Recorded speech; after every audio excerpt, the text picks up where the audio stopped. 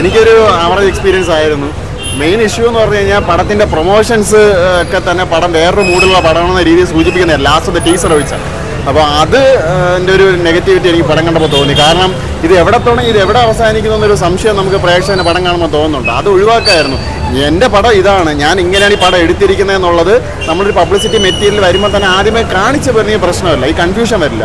അതിൻ്റെ ഒരു പ്രശ്നമുണ്ട്. പെർഫോമൻസ് അഭിനയിച്ചവരൊക്കെ നന്നായിട്ടൊക്കെ ചെയ്തിട്ടുണ്ട്, പക്ഷേ പടം ബേസിക്കലി വർക്കായില്ല, ഒരു ആവറേജ് എക്സ്പീരിയൻസ് ആയിരുന്നു.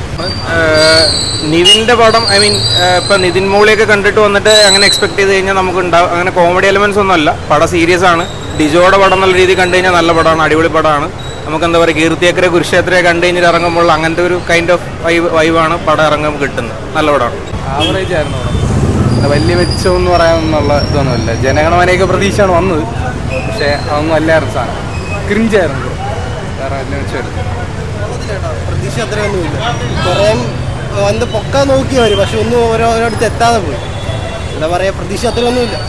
മൂവി ബ്യൂട്ടിഫുൾ ഫിലിമാണ്, നല്ലപോലെ കണക്ട് ചെയ്യാൻ പറ്റിയിട്ടുണ്ട് ഫിലിം. പിന്നെ ഇതിൽ റിലീജിയനെ പറ്റി ചർച്ച ചെയ്യുന്നുണ്ട്, പിന്നെ പൊളിറ്റിക്സ്, പിന്നെ ഒരു ബ്യൂട്ടിഫുൾ ഫ്രണ്ട്ഷിപ്പിനെ പറ്റി ചർച്ച ചെയ്യുന്നുണ്ട്. എന്തുകൊണ്ട് കണ്ടിരിക്കേണ്ട ഒരു ഫിലിം തന്നെയാണ്.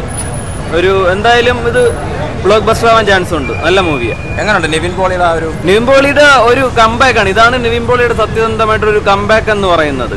പിന്നെ നിവിൻ പോളി ആണെങ്കിലും ഇതിൽ വേറൊരു പുള്ളിക്കാരൻ്റെ ഒരു പുള്ളിക്കാരുണ്ട്, നല്ല അഭിനയമായിരുന്നു. അവരുടെ ഫ്രണ്ട്ഷിപ്പൊക്കെ അടിപൊളിയായിരുന്നു. നിവിൻ പോളി ധ്യാൻ കോംബോ എന്ന് പറയുമ്പോൾ ഒരു കോമഡി രീതിയിലുള്ള അങ്ങനെ ഇതായിരുന്നു. ധ്യാനും നന്നായിട്ട് ചെയ്തിട്ടുണ്ട്.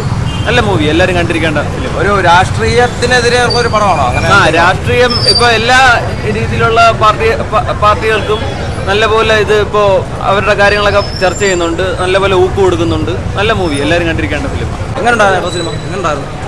വർക്കായില്ല. എന്തോ ഒരു വലിയ മെസ്സേജാണ് ബിജു ഇതിലൂടെ കൊടുക്കുന്നത്, പക്ഷെ ഒരു ലൈവിൽ വന്ന് കൊടുക്കുന്നതായിരുന്നു നല്ലത്.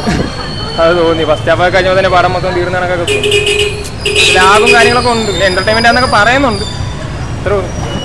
കിടിലം പടം ബ്രോ, ഒന്നും പറയാനില്ല. നിവിൻ്റെ നല്ലൊരു ആക്ടിങ് ആണ്. നമ്മൾ ഡിജോ ജോസ് ആന്റണി പടത്തിൽ നിന്ന് എന്താണ് പ്രതീക്ഷിക്കുന്നത് ആ ഒരു പടമാണ്. ആസ് എ മലയാളി എന്തായാലും പടം കണ്ടുവരികണം, Malayali from India. First half എനിക്ക് അത്ര ഭയങ്കര കുറച്ച് ലാഗായിട്ടൊക്കെ തോന്നി. സെക്കൻഡ് ഹാഫ് നല്ല മൂവിയാണ്, ഒരു ഫീൽ ഗുഡ് മൂവി. നല്ല സോഷ്യൽ റിലവൻ്റ് ആയിട്ടുള്ള ഒരു തീമാണ് ഇതിനകത്തുണ്ടായിരുന്നത്. സമകാലിക രാഷ്ട്രീയ സാഹചര്യത്തെ പറ്റിയൊക്കെ അവർ സംസാരിക്കുന്നുണ്ട്. പിന്നെ ഓവറോൾ ഒരു ഇമോഷണൽ ഫീൽ ഗുഡ് ഡ്രാമയാണ് പടം. പിന്നെ നിവിൻ പോളി നന്നായിട്ട് ചെയ്തിട്ടുണ്ട്. ഫസ്റ്റ് ഹാഫ് ആവറേജ് ആയിരുന്നു, സെക്കൻഡ് ഹാഫ് കണ്ടിരിക്കാം. എല്ലാ തരം ഓഡിയൻസിനും ഇഷ്ടപ്പെടും. Thank you.